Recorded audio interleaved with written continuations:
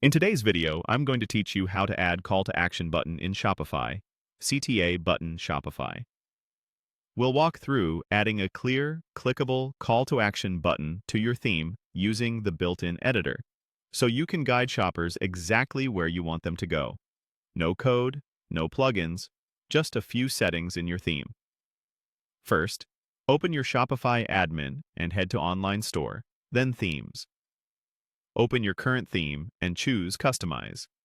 This takes you into the theme editor, where the preview appears on the left and the settings panel is on the right. In the editor, locate the section where you want the button to appear.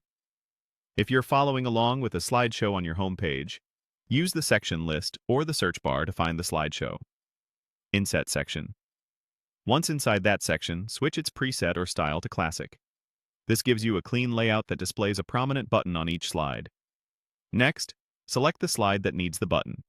Look for the button block inside that slide. Many themes label it something like Shop Now. Click that block to open its settings. In the button label field, type the text you want customers to see. Keep it short and action-oriented. Something like Shop Now, Learn More, or Avail Now. You can always change this later if you want to test different wording. Now set the destination.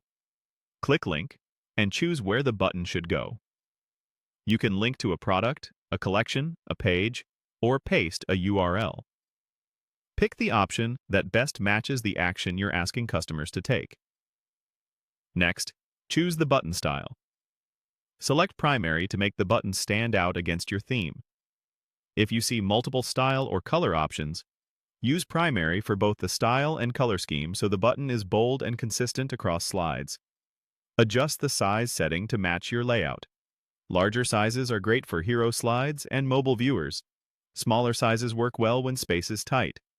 Use the highlighted options in your theme to fine-tune the look until it feels balanced. Make sure you're still editing the button block for this slide, then confirm the label text.